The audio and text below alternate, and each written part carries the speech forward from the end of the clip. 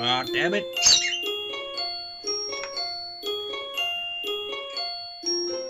Ah, shit.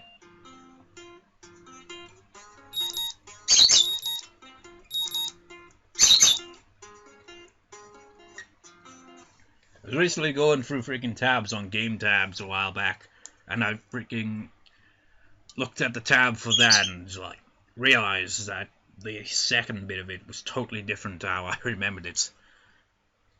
My morning alarm goes off and I flail about uselessly for a while until I remember that I decided to give morning runs on all the shots.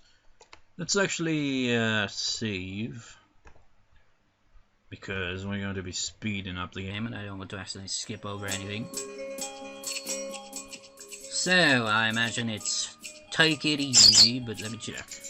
So take it easy. I forget how that song goes. I haven't heard it in a while. Skip mode. Halt. Hey, it's Kenji. Halt. Let's just skip the normal way. It's crowded in the hallway. No, it's out of my what? The salesman is full of people. Everyone starts to come up with their victory. You're sitting there looking really lost and stuff. How about it? And they found the rules. Why am I speaking in gibberish? Okay, we can skip a little more then with skip mode. Rin is here to. Oh, never mind. Actually, what did I. Yeah, it was more of a monotone that I gave Rin, wasn't it?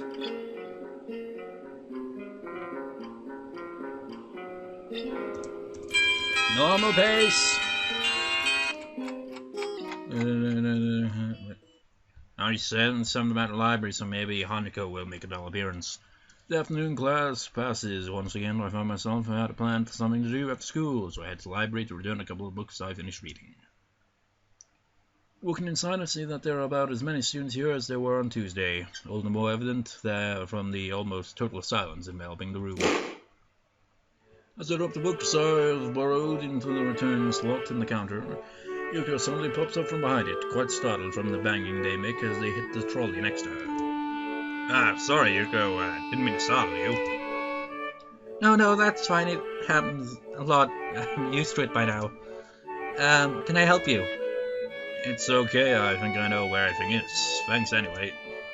I suppose I'll grab another book or two while I'm here. There's not much else to do, and after reading so much during my stay in the hospital, it's become a hard habit to break. I wandered down to the fiction section towards the back of the library, scanning the bookshelves for anything that catches my eye. As I do, I look over to the corner where Hanako had been the last time I was here, not really expecting anything to come of it. Surprisingly, though, she's there absorbed completely in a fairly thick book. I decide against intruding on her like last time and get back to reading material. After an inconsiderable amount of time spent pursuing the aisles, I finally decide on a couple of books to get and slide them in off the shelf. With a minimum of fuss, I quickly walk over to the counter, check out my books, and pop them into my bag as I walk out. By the time I leave the main building, sunset isn't too far away. A small trickle of students remain, but the majority have left, presumably to their homes and dorms. I guess I need to buy some supplies. I can't live off cafeteria food and eating out for my entire stay here. As I leave for the gate, I'll make a few loud stretches to try and stave off the tiredness or whatever that's accumulated over the week. After passing through and rounding the corner, though, I see a solitary figure walking downhill towards the small town below. The color of her hair and tapping over a cane are unmistakable. You know, even though this is like Hanako's rap going for, I'm still going to on-screen Lilly's scenes as well, because they're kind of, you know, inseparable kind of, sort of, well, maybe not the extent of, say, Shizune and Misha kind of inseparable, but you get the idea. I quickly walk up to her while she seems to catch her attention, which seems to catch her attention without a word needed to be said. Hi, Lilly. She takes a moment to place the voice, slightly adjusting her head to face a bit more towards the source of my voice as she does. It's Al. Yep, that's me. She seems to have a good memory for voices, and the fact she actually remembered is a pleasant surprise. Good evening, what brings you here? Once again, she gives a small polite bow, and once again I reply in kind before realizing that I needn't do so. It's going into town, you? Hi, my, what a coincidence. Doing the same thing, eh? I usually go shopping on Fridays. She paused for a moment, suddenly looking a little lost. That said, Hanako usually comes into town with me. Not lost but worried. The two do seem to keep pretty close tabs on one another. It's kind of surprising that Hanako would just forget Lilly like that. I noticed her reading in the library. She probably just caught up in a book. She lets out a small sigh of relief. Thank you, she has a habit of doing that. Avid reader? Right, she doesn't like being around crowds of people, so reading away from everyone lets her relax a bit. Although she probably didn't intend it, I can't help but grimace as I recall my first meeting with her. Hardly wanted to bring it up, I remained silent as we quietly continued to walk down the quiet road. Tuck, tuck, tuck, tuck, tuck, tuck, tuck, tuck. The road be ripped of cars, and the students of Yamaku increasingly far behind us, the quiet rustling of the leaves and the measured tapping of Lilly's cane against the sideway are all that can be heard. Said that they're on a mountain, right? But this looks more, or maybe I'm just don't know the difference between a damn mountain and a hill. But I don't know. I feel like it's more of a kind of hill, but at the same time, could be a mountain. I don't know. Yeah, I should probably, actually look more into that. Just like, what is the difference between a hill and a mountain? Because you don't know jack shit about it. It's kind of nice, especially compared to the hustle and bustle where I used to live. But though I know it, I've relaxed so much that I allowed you I can feel it. Hired?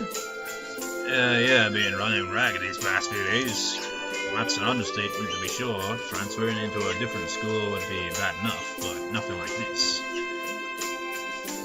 Well, hopefully everything should settle down for you. The festival's got everyone in a spin right now, and you've been plopped right in the middle of things. For a moment I hesitate, but given her apparent tolerance for frankness, I decide to give my full force. Yes, it was just kind of different though. I mean, formality surrounding everything, the isolation around it, not to mention the most obvious difference. Kind of a whole different mindset. I suppose I'll get used to it over time. She gives a matter-of-fact nod, apparently pleased with my answer. It feels almost as if she's included me in a flock of students she shepherding along with Class 3-2 and Hanako. Well, not that I mind, it's nice to get the thoughts off my chest in any case. Looking on the bright side, one could see it as a chance for a new beginning. You should cherish the ability to make new friends. That's optimistic. Nonetheless, it's good to have a positive attitude about such things, I suppose. I guess that's a good take on it.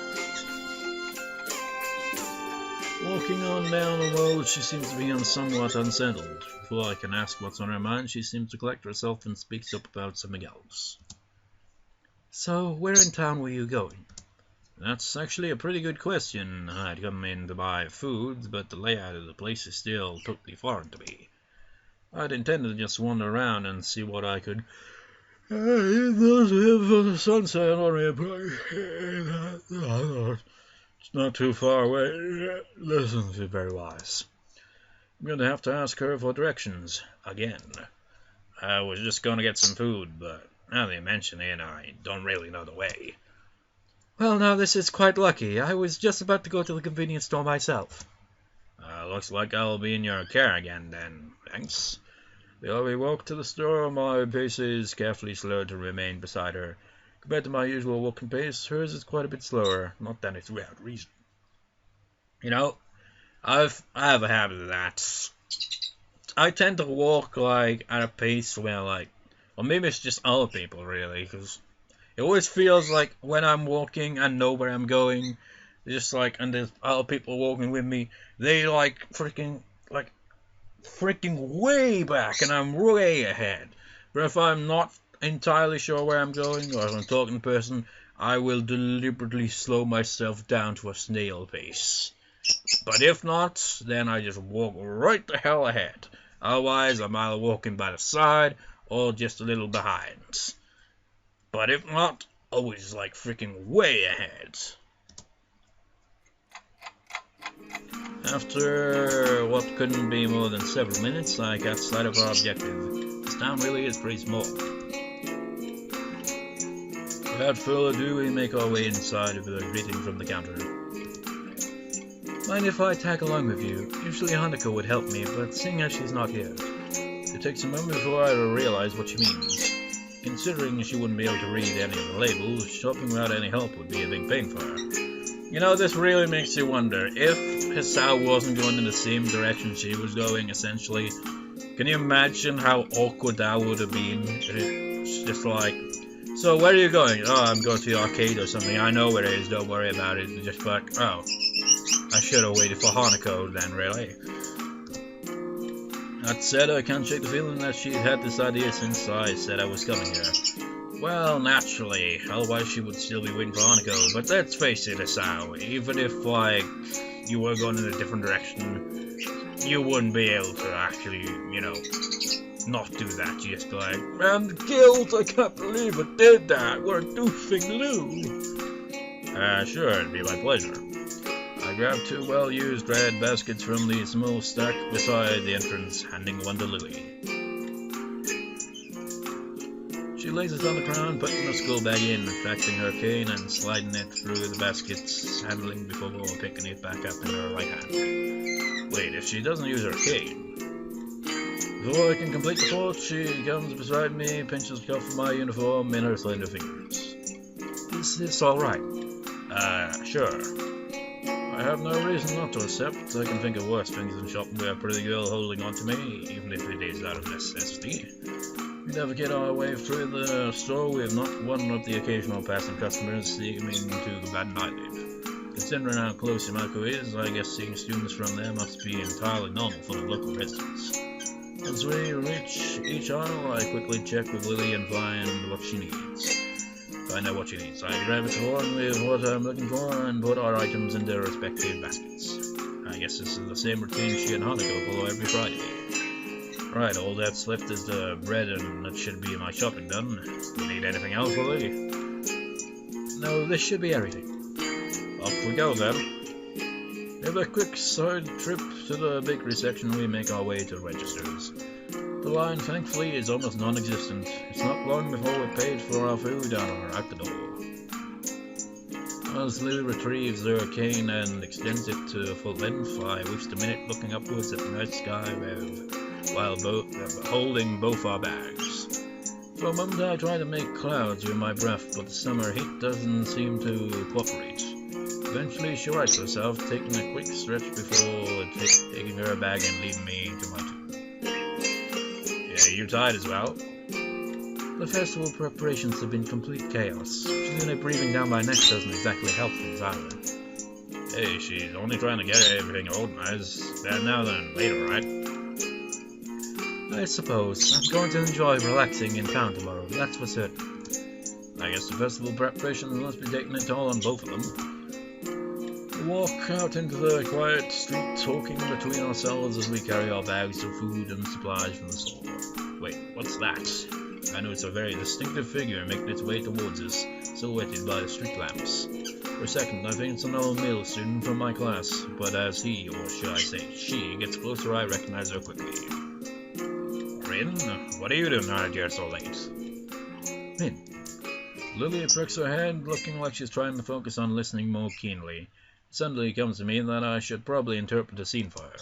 It's Rin Tezuka, I think was her last name, from her school. She stiffens at the name and gives a complicated-looking expression. Something like a forced fusion of composed smile and a painful cringe. Ah, I understand. I guess Lilly knows Rin too. Rin turns to look at us, looking terribly out of it. I'm not entirely sure if she recognizes all of us, or at least she doesn't acknowledge it if she does.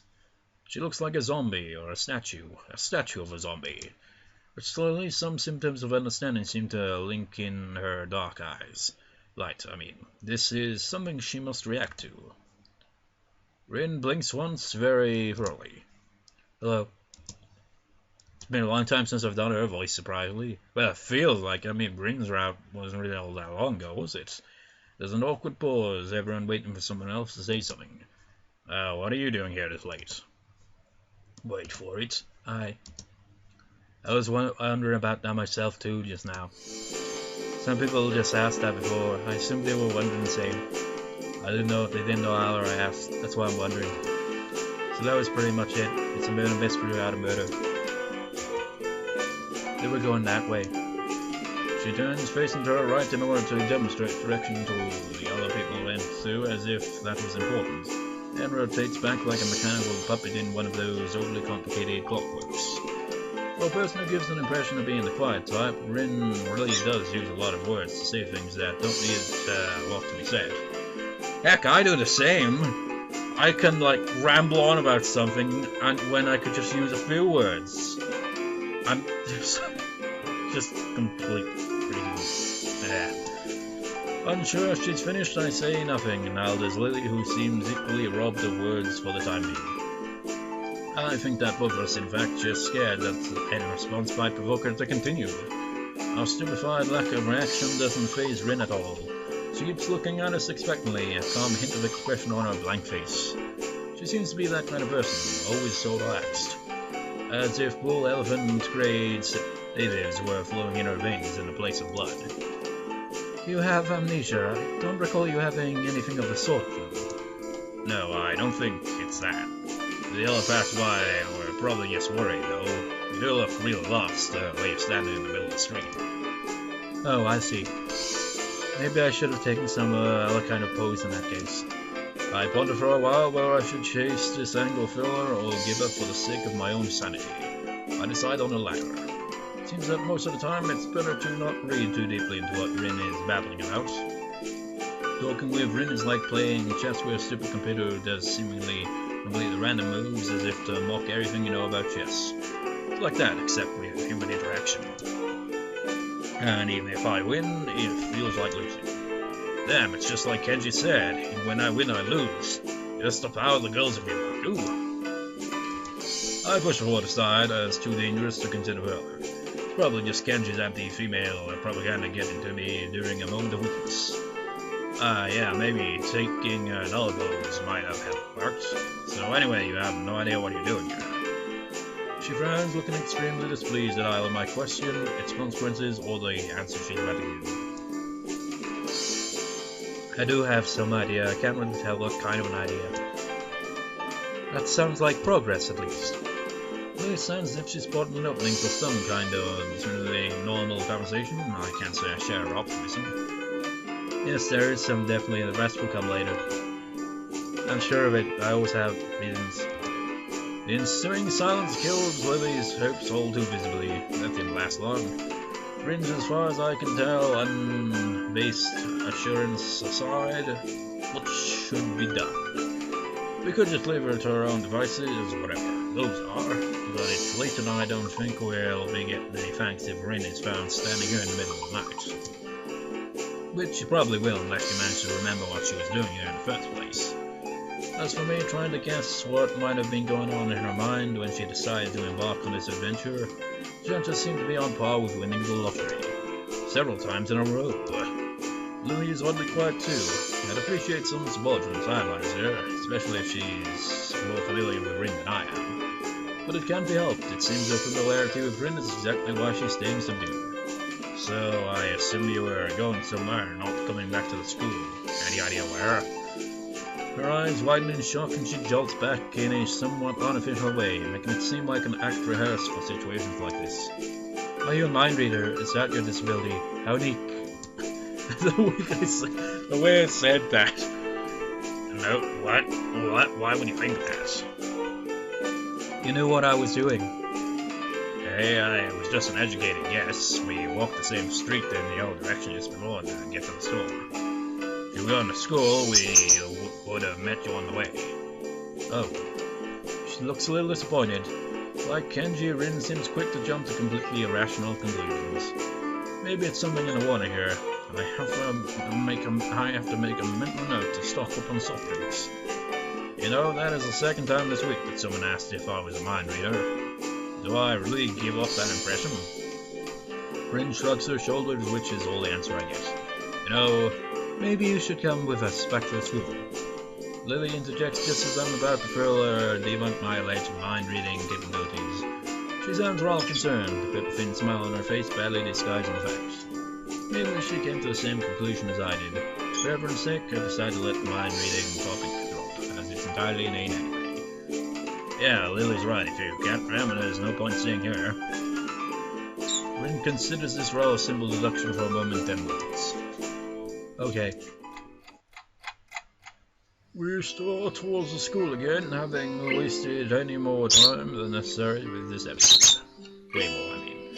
Rin walks along the edge of the sidewalk in her rhythmic way, looking like a mix of sleepwalker and rope dancer, while Lily keeps one hand on my shoulder, tapping at the ground with her cane. Tap, step, step, tap, tap, step, step, step, step. Now, apart from that and a few fragmented beginnings of conversation, it's quiet. Quiet quite apart from the relaxing one into town talks. So, how's the mural going? We're gonna get bad luck, never talk about works in progress. I'm sure it'll be wonderful. Bad luck. Tap, step, tap, step. She doesn't care to talk about it. Lily's politeness feels out of place for the first time. Step, step, step. The hill Yamaka rests on top of... You called it a mountain, man! Now you're calling it a hill! This is a thing, man, I've noticed so many times! Whether it's in games, visual novels, whatever it is. They do this all the damn time. It's like when they're like, oh, so this is a city, then suddenly you'll refer to it as a town, then a village, and then a city, then a town. Stay consistent, damn it! What is it? A hill? Is it a mountain? Is it a freaking volcano? What is it? I suppose I probably was right then with the whole hill thing then, I imagine that. The hill Yamaku rests on top of is surprisingly steep. Going uphill, we slow the pace, but I still feel my pulse rising and breathing getting heavier. Almost there, I can see the gates already. More than that, though, I notice that Lily's hand slightly tightens on my shoulder, interpreting it as a gesture that she wants to ask something I speak up. Anything wrong, Lily? Or is this yours? I'll say, aside from our traveling companion, but only just. For a moment, she seems to debate whether she should even bring it up, but goes for it anyway. Is everything alright? Alright? How do you mean? The fact that I can't interpret her incredibly vague question puts her off for a second. It's just you seem unusually tired, I guess. Now that she brings it up, I notice that my breathing is strangely heavy. The uphill walk has really done a job on me. Lee noticed it all too quickly. It's alright, I just need to catch my breath. My condition isn't the best these days. Oh. Is it something that is related to you being transferred here? I mean... She cuts herself off rather abruptly, maybe realizing she was being a bit intrusive. Her instincts are sharp though, and while I don't like the subject, it's not like I should lie about it. If it's Lily, I don't think about it. Just a little weak for the time being. Monaco said you look fairly healthy, so I naturally thought. Lily doesn't finish her sentence again, letting it trail off with a measure of concern. As she furrows her brow, Lily's uncomfortable expression spurs me to say at least something to ease her feelings. It's surprising she's this flustered considering her straightforward attitude with her own blindness. She must know that not all share her own comfort about such things. No, it's okay. I have a pretty, I guess the best way to put it would be a messed up heart, arrhythmia. I had a bad heart attack a while ago because of it. Spent most of the spring in the hospital, ended in Yamako on doctor's orders. She silently nods her head in acknowledgement. My answer, though, only seems to make Lily furrow her brow even further. She doesn't seem to quite know how to react, given we don't really know each other that well. I can't really fault her for it, given I have the exact same reaction. To my surprise, in a moment's time, her face shows that she's come to some sort of realization. Wait, so that time when Emmy and you collided in the hallway? Oh yeah, this would be a bit of new dialogue, actually, wouldn't it? Because this is the first time we've actually seen that scene with Hanako and Lily, instead of it being Misha and Suzune all the other times. I grimace slightly. Her ability to connect the dots quite so fast is unexpected. Yeah, I guess I'm a textbook example of why those rules about running the car don't exist. That was a lot more dry than I'd intended. Lily visibly shies away from continuing the topic. Well, I do want to assure your concern. I really don't want to dwell on this either. Don't worry about it. I try to offer a reassuring smile, but then I realize the futility. Without knowing this, Lily smiles at me reassuringly, but doesn't say anything further. Arriving at the dorms, Rin stops in front of her mirror as if lightning struck her. She had been so quiet for almost all the walk back that I had all but forgotten she was here. It's Friday, isn't it? Yes, Friday the 8th of June. This is bad. Bad? Why? I think I'm going to go into fetal position and throw up, possibly in reverse order. Is something wrong? No, nothing's wrong. It's Friday, nothing's wrong yet. This tomorrow it's going to need to be finished by Sunday, so everything's alright. Do you have any drugs or a time machine? This is not good, not good. So she's behind her schedule, recalling she's in a Rin's carefree attitude several days ago. I don't know what to think.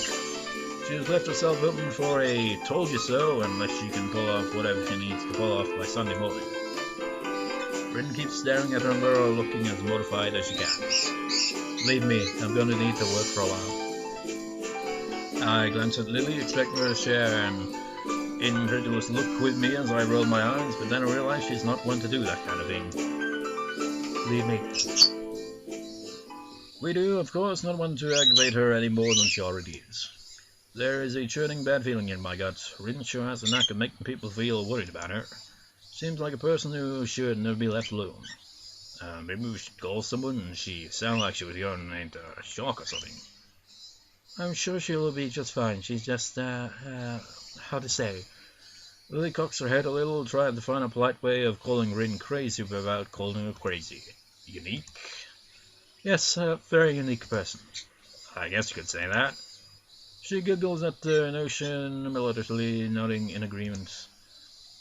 Sorry about leaving you stranded as you talked to her. I don't really understand her, so I keep my distance. So my guess was right. Lily offers a slight apologetic smile as if she was sorry that her own shortcomings had prevented her from becoming close to Rin. I'm not one to blame her at all. Lily lets slip a long breath, probably a disguised yawn. I imagine she's as exhausted by all this as I am. I'd better leave now and give these to Hanako. Thank you for the company, Asao. She smiles very sweetly at me. It feels different than normal, despite the fact that she seems to be smiling so often. I can't put my finger on what the difference is. It's just different. Relaxed, I'd say, but that's probably just relief over getting rid of Rin. Maybe. Yeah, good night. Say hi to Hanako for me. I will. Good night.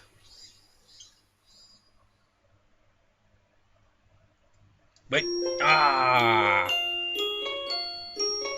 Doo-doo-doo.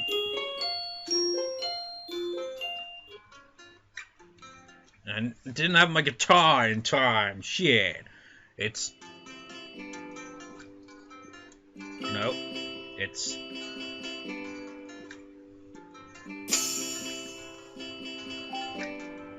something like that.